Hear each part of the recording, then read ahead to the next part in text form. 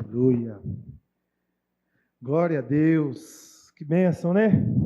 Quantos estão desentulhados aí? Digam glória a Deus. Aleluia. Como o Espírito Santo é bom, fiel, nos libera para que possamos fluir e vivermos leve. Leve, leve. Feche seus olhos mais um minuto. Vamos orar. Pai Celestial, te agradecemos por tudo que até aqui o Senhor já fez. E que a tua palavra agora venha produzir o fruto de vida no nosso coração. Repreendemos, meu Deus, toda interferência do maligno contra a tua palavra, que é viva e eficaz. Que ela nos alcance na necessidade de cada um, em nome de Jesus. Amém e amém. Queridos, tem um grande industrial do século XIX que disse uma frase que eu acho muito interessante. Quando tudo estiver parecendo que está contra você, lembre-se que o avião decola com vento contrário e não com vento a favor. Essa frase, ela me inspirou tantas vezes. Os ventos contrários, eles nos promovem. Os ventos contrários, eles nos levam a um novo nível. E quando tudo diz que não, é os ventos que estão batendo contra nós. E nós precisamos nos lembrar disso. Que a contrariedade, a adversidade, as resistências dessa vida têm a capacidade de nos promover. Quem disse isso foi o industrial Henry Ford. Quem foi Henry Ford? Ele foi o criador da indústria de carros, Ford. Ele morreu em 1947. Ele foi empreendedor. Ele foi engenheiro mecânico, ele foi inventor, escritor, e foi o primeiro a produzir ou a inventar uma produção em larga escala. No início do século XX, 1918, mais ou menos, ele desenvolveu a produção em série para carros. Naquela época, fazer carro, já existia carro, mas fazer carro era uma coisa extremamente complicada. E ele inventou a produção em série, ou seja, contra todas as probabilidades da época, ele criou uma probabilidade que fazia carros ficarem prontos numa linha de montagem com 2 horas. E essa criação dele foi chamada de Fordismo. E tudo que se tem hoje no automobilismo, com relação a marcas de carro, tem uma dívida impagável com Henry Ford. Só um minutinho, gente. Alisson.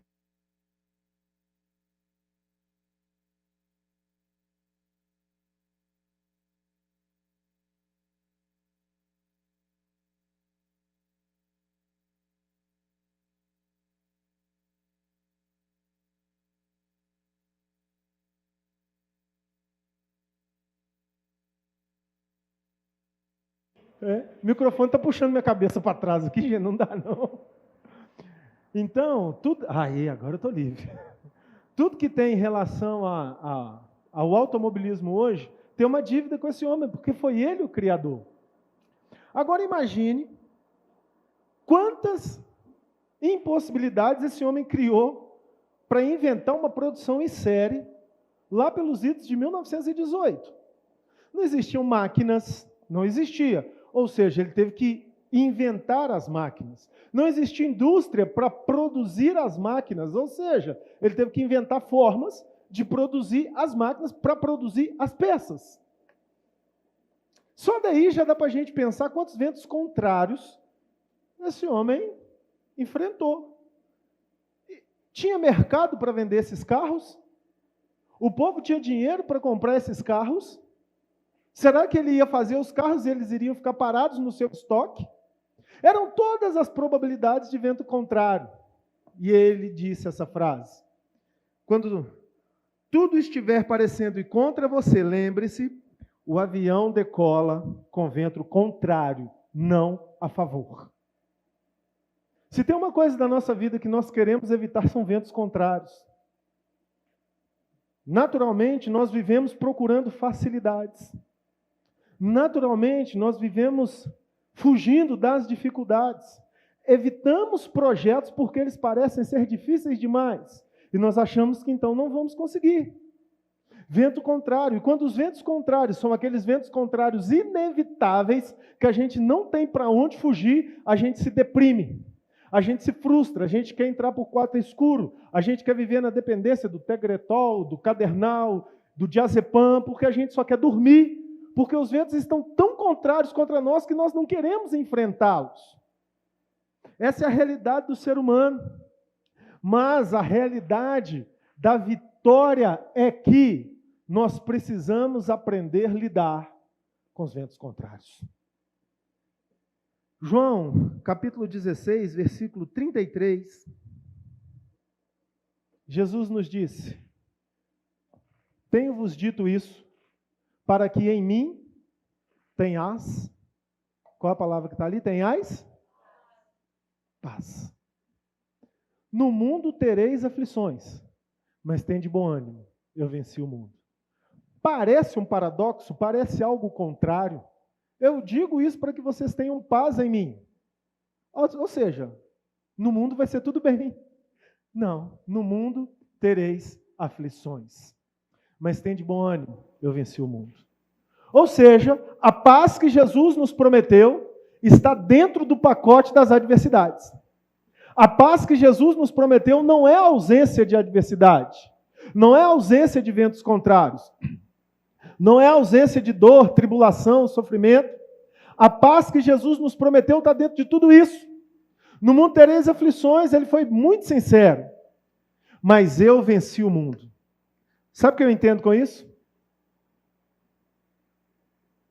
Vencedor é aquele que tem a melhor estratégia. Vencedor não é aquele que tem mais número, mais condição. Essas coisas são boas. Mas vencedor é aquele que tem a melhor estratégia. Eu gosto muito de ver na São Silvestre os quenianos correndo. Todo mundo vê isso, né? No final do ano, está chegando no final do ano, sempre tem um queniano que ganha São Silvestre, não é? Sempre. Como é que os quenianos fazem? Eles largam no primeiro lugar? Eles largam no primeiro? Eles largam lá no meio da muvuca. E daqui a pouco eles começam a passar. Começam a passar. Só que eles não se estabelecem no primeiro lugar. Eles vão correndo, às vezes em segundo lugar. A São Silvestre tem 42 quilômetros. Às vezes eles correm 41 quilômetros no segundo lugar. Ou no terceiro. Porque ele fica ali na velocidade confortável para o organismo dele. E vai correndo. E aí os caras vão passando. E aí às vezes sempre está um americano, está um russo, está um canadense lá na frente mandando ver. E o queniano está lá. Instável, sem fazer careta. Quando chega no último quilômetro, parece que solta um leão atrás dele. E vai passando. Teve uma prova aí que foi assim, coisa de 200, 100, 200 metros, que o queniano passou na frente e ganhou a corrida. Estratégia. No mundo tereis aflições, mas tende bom ânimo, eu venci o mundo. Sabe o que Jesus está dizendo para mim e para você? Se você quer vencer as aflições do mundo, receba a minha estratégia. Cristianismo, gente, é inteligência. Cristianismo é prática das estratégias que treinamos, que conjecturamos, que refletimos e que entendemos. Então, usar os ventos contrários para decolar como os aviões é uma das grandes estratégias que Deus tem para mim e para você. Não espere que tudo diga sim. Não espere que seja assim no trabalho, não espere que seja assim no lar, não espere que seja assim na escola, que seja assim no ministério, seja assim em tudo, tudo fácil, tudo é favorável, tudo é do jeito que você quer, tudo é como você pensou, tudo é como você planejou. Não espere isso. Espere aflições. Mas saiba que as aflições não são para te destruir, são para te promover. Você vai chegar em um lugar acima das suas aflições e vai saber fazer das suas aflições degraus para subir níveis cada vez mais altos. Um primeiro passo da estratégia de Jesus para vencer o mundo. A justiça da fé é o modo sustentável para a produção de esperança. A justiça da fé é um modo sustentável para a produção de esperança. Às vezes a gente acha que esperança é só ter, né? A esperança é a última que morre. Mas por que a gente não tem esperança? Por que a gente se frustra? Porque a esperança é fruto de uma produção que começa com a justiça da fé. Vamos entender melhor. Romanos, capítulo 5, vamos ler os versículos de 1 a 5. Sendo, pois, justificados pela fé, temos paz com Deus, por nosso Senhor Jesus Cristo, pelo qual também temos entrada pela fé a esta graça, na qual estamos firmes e nos gloriamos na esperança da glória de Deus.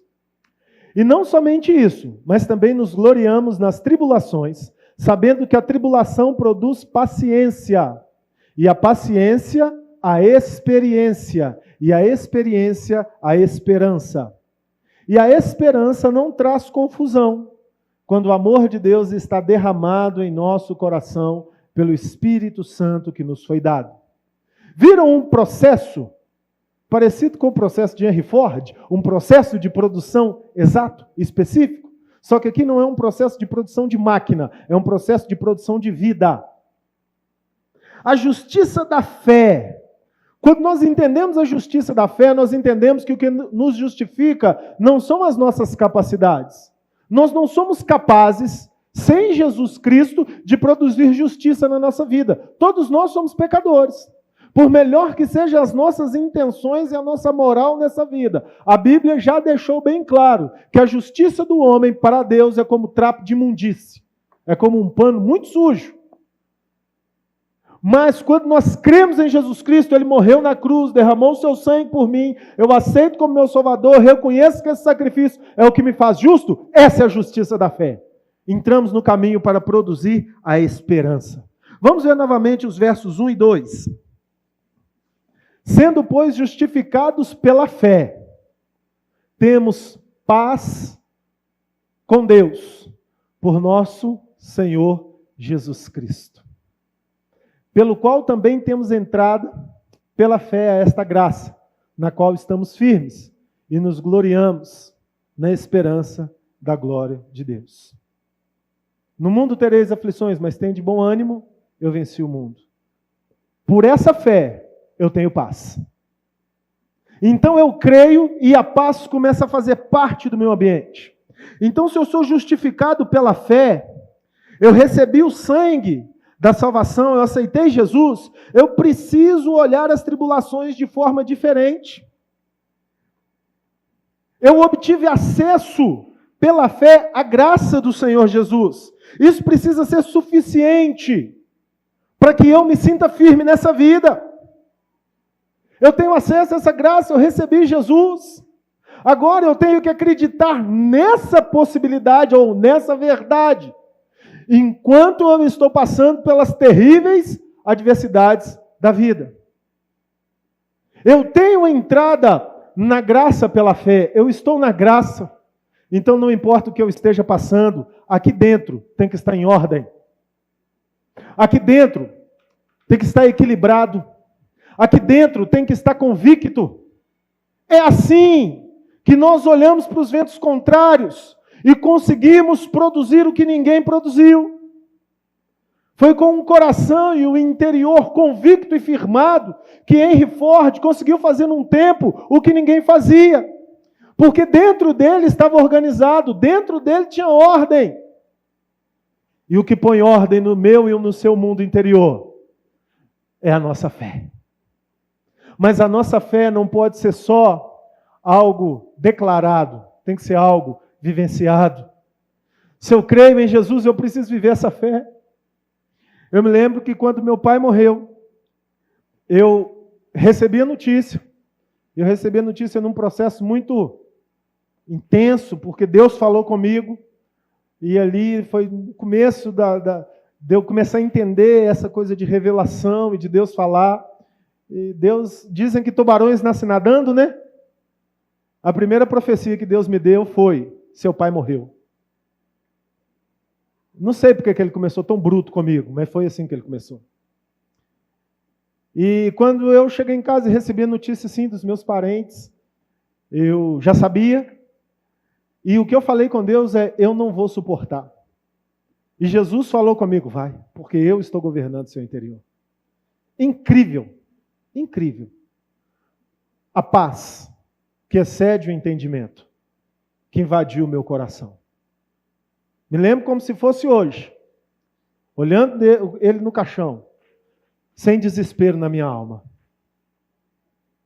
Não sem sentir a dor da perda, mas sem aquele desespero de querer morrer junto. De fazer aquelas perguntas para Deus: por quê? Não. O Senhor sabe. Isso é fruto de um coração que está firmado na fé e entrou pela graça na proposta da paz. É isso que nós temos que buscar. É esse equilíbrio que o Senhor quer trazer na nossa vida. Agora vejamos o passo a passo para alcançar esse equilíbrio que o Senhor quer trazer para a nossa vida. Versículos 3 a 5 de Romanos 5. Leiamos novamente.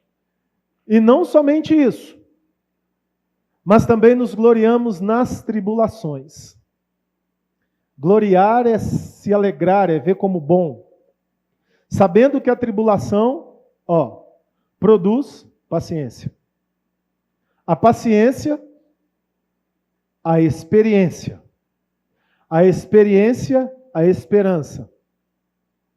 A esperança não traz confusão, porquanto o amor de Deus está derramado em nosso coração pelo Espírito Santo que nos foi dado. Você está vendo um processo? Você está vendo uma evolução? Você está vendo um começo, seguindo para algo? Manifestar a fé é a força que foi produzida pela certeza que somos filhos de Deus. Então, nós só manifestamos uma fé quando nós temos uma certeza. Por isso tem muito crente duvidando de Deus. Por isso tem muito crente, quando a coisa aperta, desistindo de Deus. Falando: eu não vou mais na igreja, eu não quero saber mais de Bíblia, eu não quero mais saber do Evangelho. Eu orei, eu pedi, eu jejuei, eu orei, não aconteceu. Porque está com os olhos presos nas circunstâncias. Está com os olhos presos no superficial. Está vivendo o Evangelho para fora.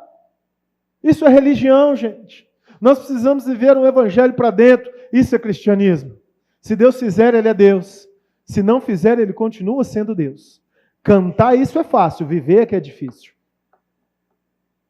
Então, essa manifestação de fé verdadeira é essa força que nos faz, mesmo quando todos enxergam a derrota, quando tudo diz que não, nós podemos ter paz dentro do nosso coração e dizer: Deus está cuidando de tudo. Deus tem o controle de tudo, até das minhas perdas. Eu falo isso não como um super-herói que já vivenciou tudo, como um também que está na caminhada. Mas essa é a nossa proposta. Deus, Ele não quer te fazer só vencedor, Ele quer te fazer mais que vencedor. Mais que vencedor é igual a ser inabalável. É isso que Deus quer fazer em nós, nos tornar inabaláveis nessa vida. Eu venci o mundo.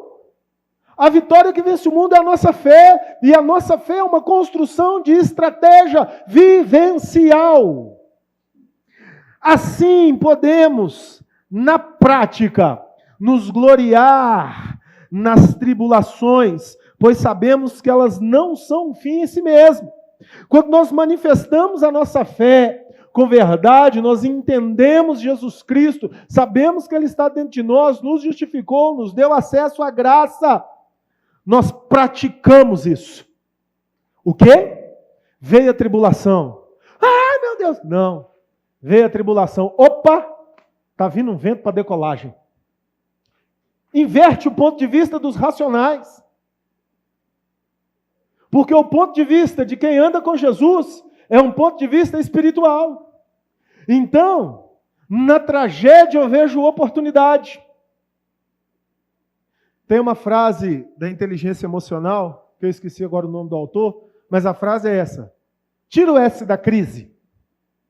O que sobra? Tira o S da crise. Crie. Quando nós tiramos o S da crise, nós criamos. Espiritualmente falando, tirar o S das nossas crises é viver aquilo que nós pregamos.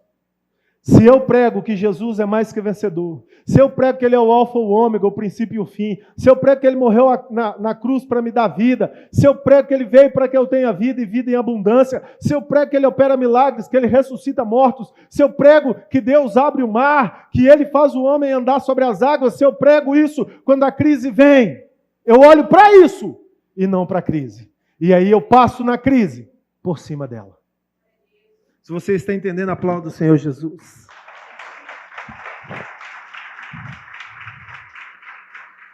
É um processo equacional, igreja.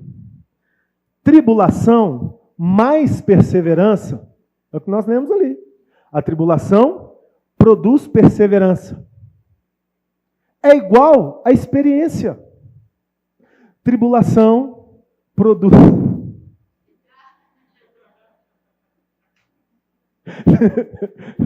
Tribulação produz perseverança.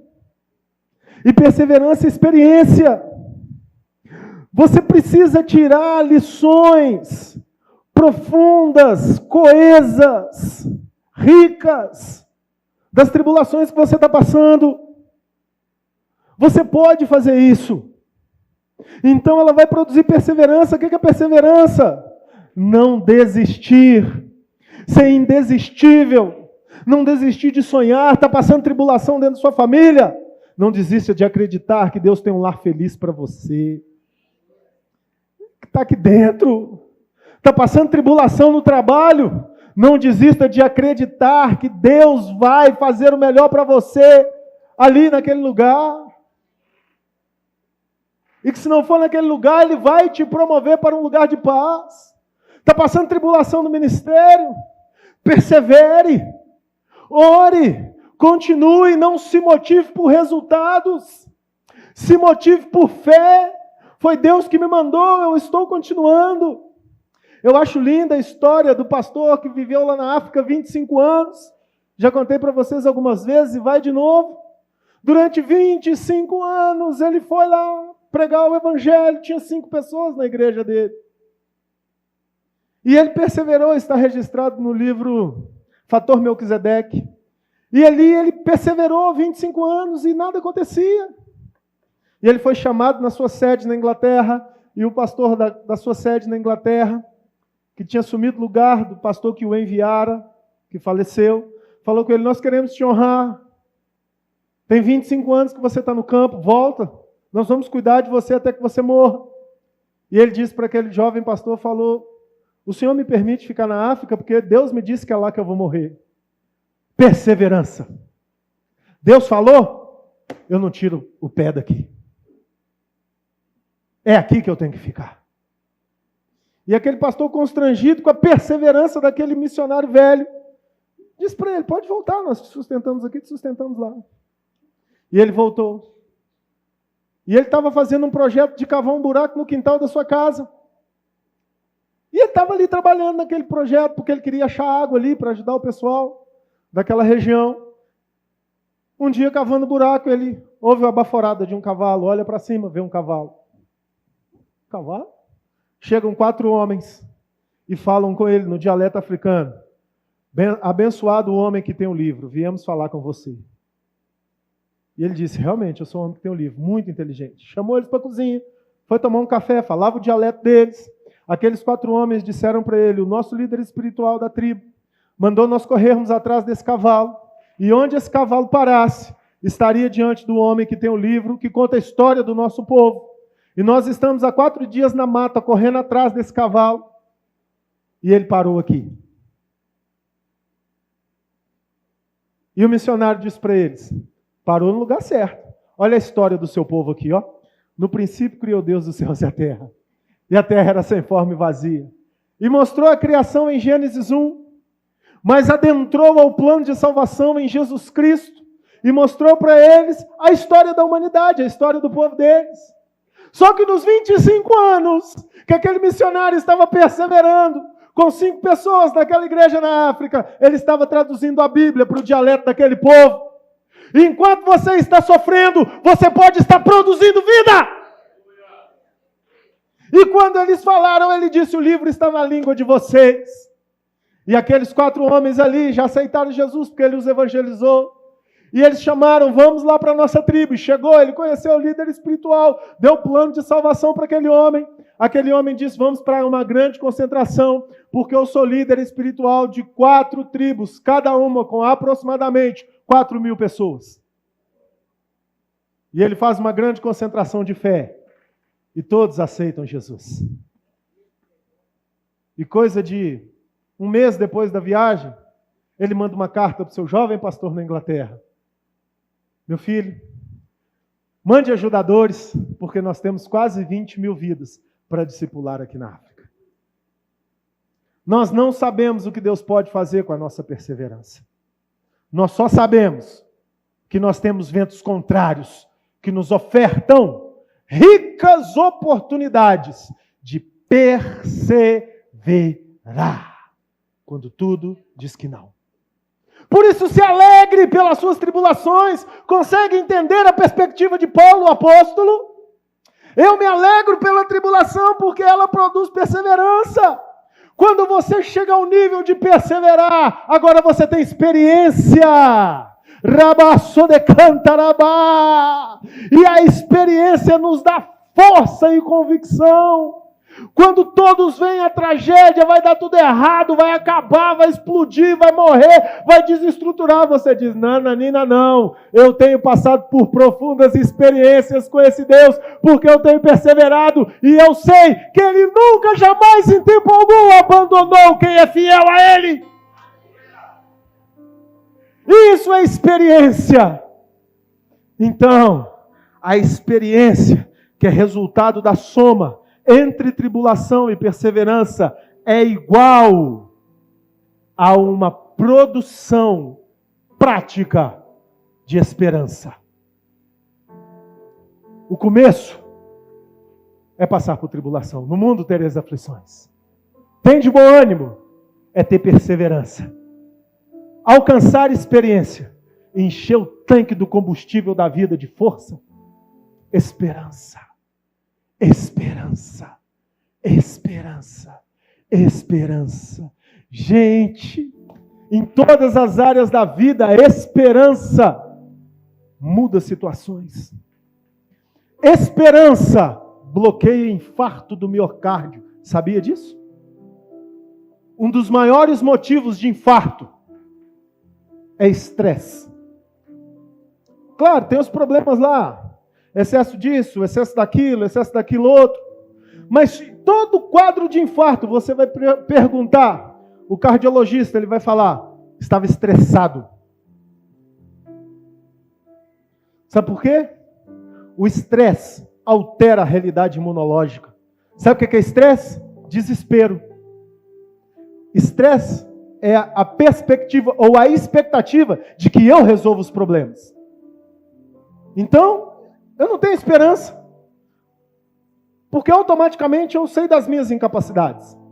Mas quando eu troco o estresse pela esperança, eu continuo passando pelas mesmas tribulações, calmo, sereno e tranquilo. Vai dar tudo certo.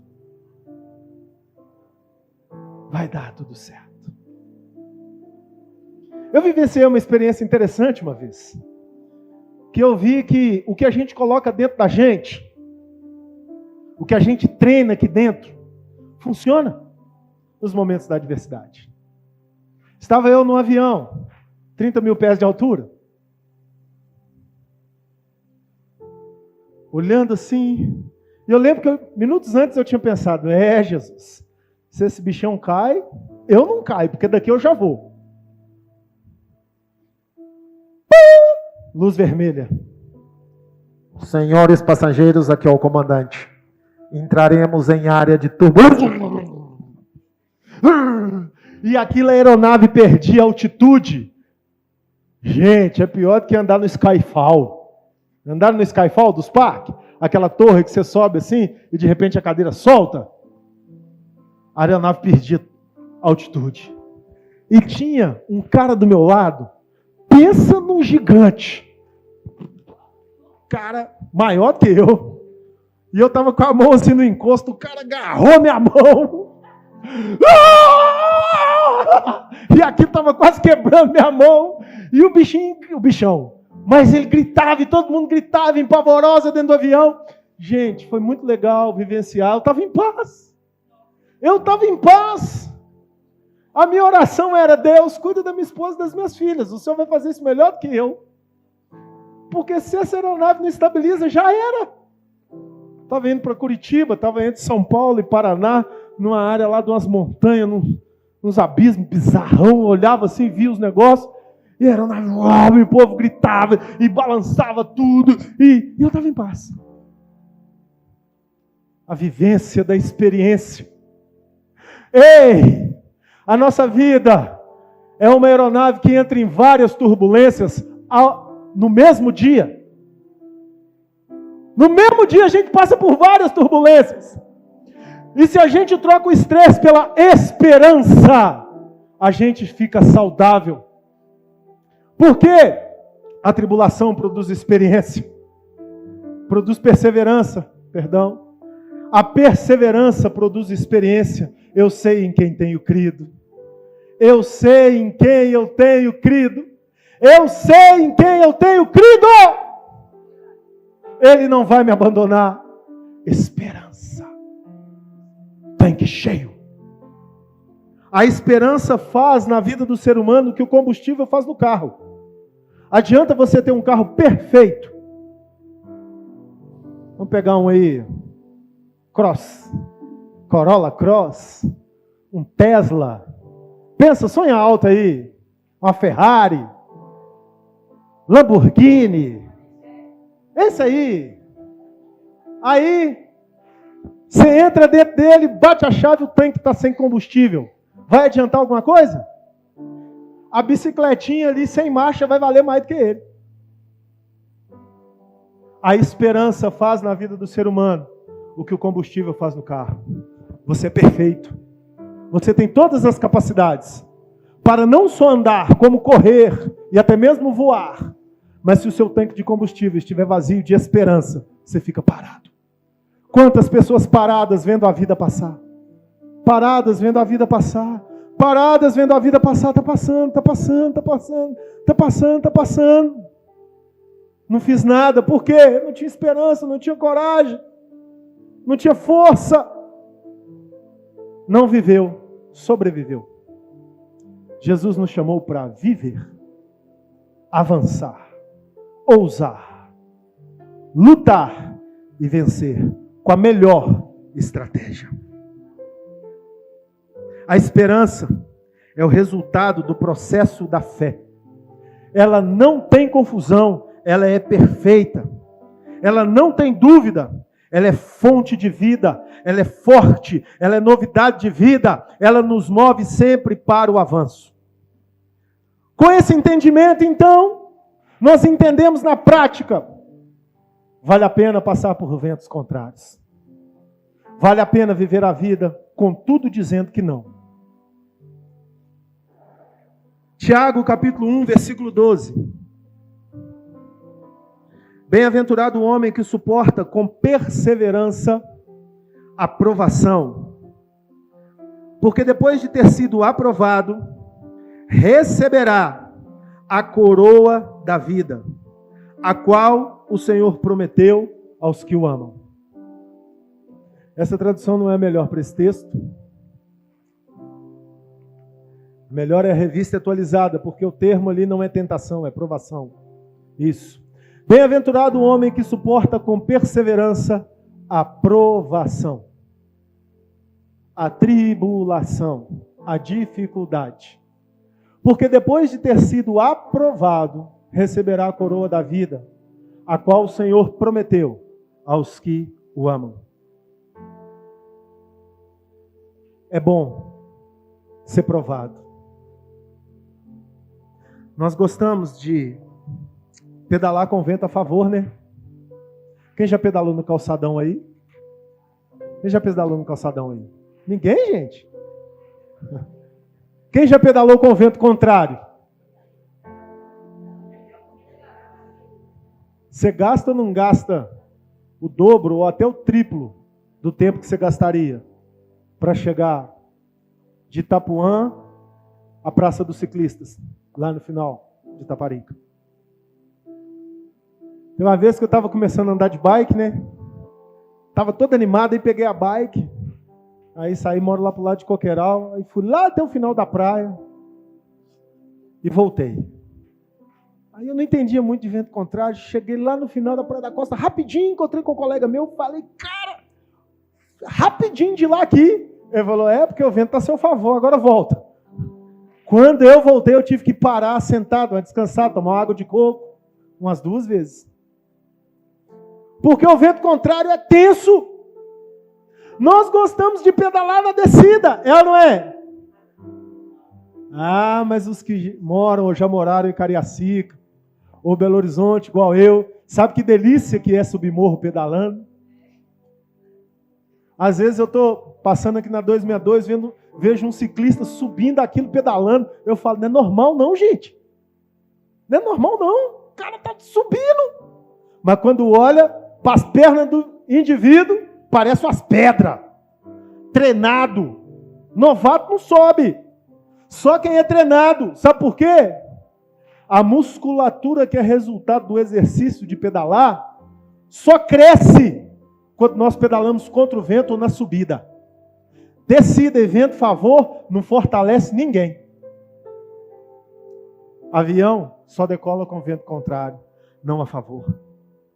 Temos 2 formas de reagir às provações: ressecando como barro, ou nos transformando em seres moldáveis como a cera. O mesmo sol que endurece o barro amolece a cera. É o mesmo sol, mas um material ele endurece, outro material ele amolece e deixa moldável, a ponto de fazer um vaso. Sabe qual é a diferença? A cera agradece pela tribulação e se oferta às mãos do oleiro. O barro resiste à tribulação e morre seco, odiando o oleiro. Jó capítulo 2, versículos 8 a 10.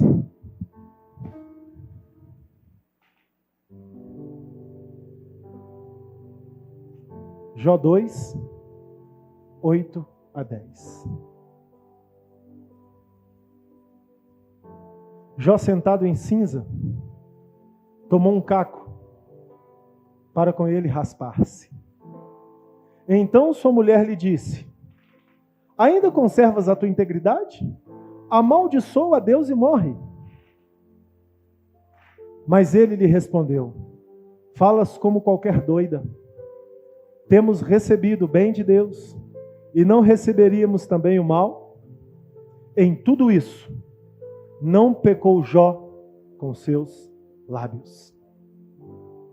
A mesma provação que amoleceu Jó, ressecou a sua mulher. Ninguém pode escolher quais provações passa na vida, mas podemos definir o espírito que estará dentro de nós para reagir a elas. Jó nada pôde fazer ante a tribulação que ele passou. A Bíblia até conta como aconteceu, o diabo chegou diante de Deus, Deus falou, mas Jó não sabia de nada disso, a tribulação veio. Ele não sabia que aquela tribulação que ele estava passando foi o resultado de uma reunião entre Deus e Satanás. Nós sabemos porque lemos, mas ele não. e raspando o seu corpo com o caco, dos tumores terríveis, de uma hanseníase ou de um câncer, alguma doença que estava comendo o seu corpo. Ele ouviu a sua mulher dizer: amaldiçoa seu Deus e morre. Recebi o bem, não receberia o mal? Aqui Jó tinha perdido 10 filhos, 3.000 camelos, 1.500 ovelhas, 1.000 jumentos, uma fortuna, se fôssemos colocar no dinheiro de hoje, bilhões. E uma fortuna emocional, 10 filhos. A tribulação é dura. A tribulação tem o poder de nos destruir, se nós não tivermos estratégia.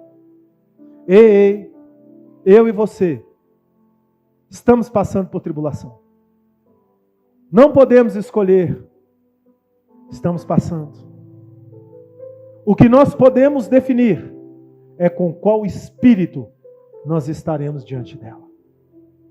Com o espírito da paz, da esperança que é resultado da tribulação, da perseverança e da experiência, ou com o espírito humano, vulnerável a qualquer situação.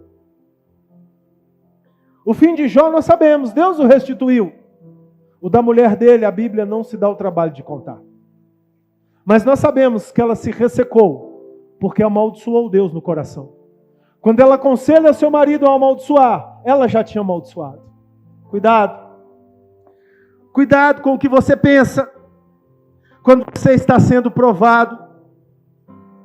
Cuidado com seus pensamentos sobre Deus quando você estiver na tribulação. Cuidado para que você não autodestrua a sua fé, duvidando ou até mesmo amaldiçoando ao próprio Deus. Porque as tribulações são duras, mas a paz, que excede todo o entendimento, é competente para nos promover acima delas. Se você crê nisso, aplauda o Senhor Jesus.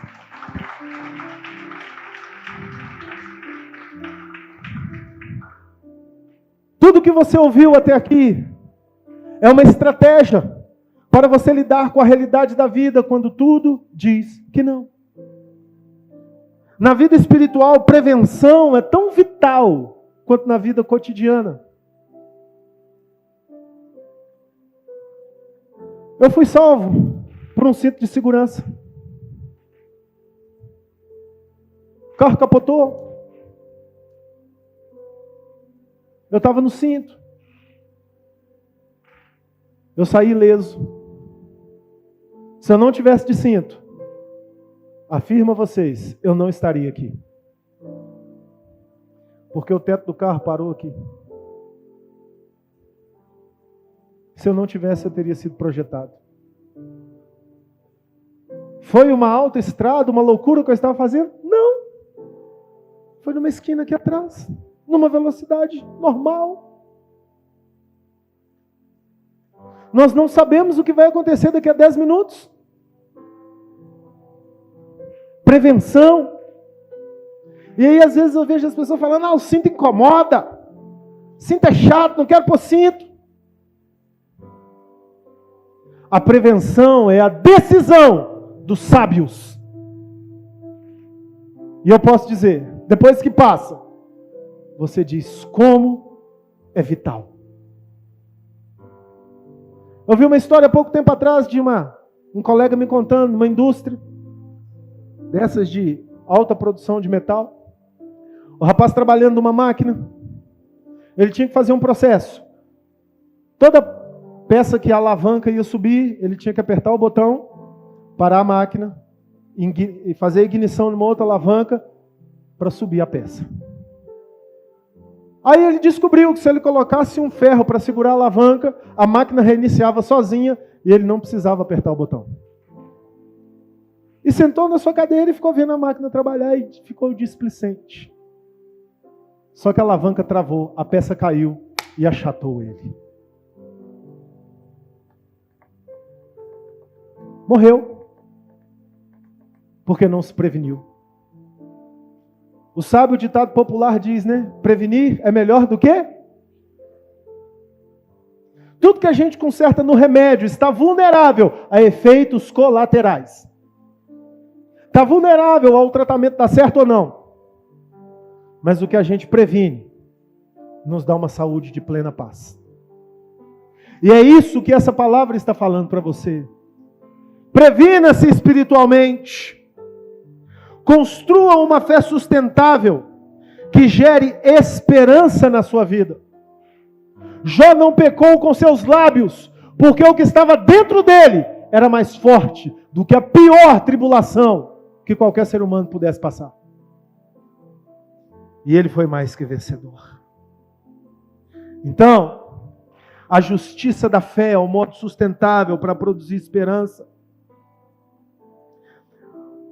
Quando vivemos isso, entendemos os benefícios dos ventos contrários.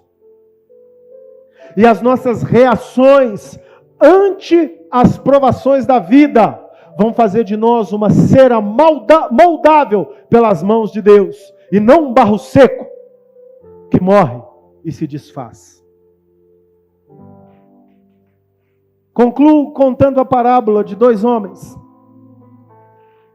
que vinham carregando a cruz pelo caminho. E um falava para o outro: rapaz, essa cruz está muito pesada. E o outro carregando: murmura não. Não, que cruz pesada. Não, que cruz grande. E de repente viu um machado na beira do caminho. Claro, colocado pelo próprio Satanás. Rapaz, o machado. Pegou o machado, deitou a cruz no chão, tirou um pedaço. Está leve a minha cruz. Fugindo da sua tribulação. Dando um jeitinho. Jeitinho muitas vezes conhecido como entorpecentes. Entende o paralelo? Jeitinho muitas vezes conhecido como tantos pecados que dão alívios momentâneos à mente, tirando a pessoa das suas dificuldades. E daqui a pouco a dificuldade volta. Tirou vários pedaços da sua cruz. Quando chegaram no final da estrada, tinha um grande abismo. E do outro lado, um lindo jardim. Com pomar, com aquelas árvores frutíferas, pássaros cantando, água correndo, cervos saltitando, manando leite e mel. O que viera com a sua cruz inteira, colocou-a dentro do abismo, a altura certa e a parte horizontal, vertical, fez uma ponte. E ele descobriu que o propósito da sua cruz era o fazer atravessar o último abismo da sua jornada. E atravessou. E do outro lado, foi abraçado por Deus. O que viera com a sua cruz pequenininha, leve, que tirou vários pedaços, quando chegou diante do abismo, não dá para atravessar. Morreu do lado de cá. Vendo o outro desaparecer para dentro do pomar. É só uma parábola. É só um conto. Mas que nos faz entender muito bem o significado de sermos fortalecidos pelas tribulações da vida. Sabe para que você está nesse mundo? Não é para residência fixa. É para ser fortalecido para chegar no céu, que já está prontinho esperando você. Prepare-se. Quando tudo diz que não, avance. Se você recebe, dê glórias ao nome do Senhor Jesus. Aplauda-o, se coloque de pé nesse momento. Aleluia, aleluia. Feche os seus olhos e medite um pouco. Reflita um pouco em tudo isso que Deus te falou. Porque eu tenho certeza que, como eu, você está passando tribulações. Está desejoso que elas terminem. Mas realinhe o seu foco. E se beneficie do que ela está produzindo na sua vida, fazendo de você alguém mais que vencedor.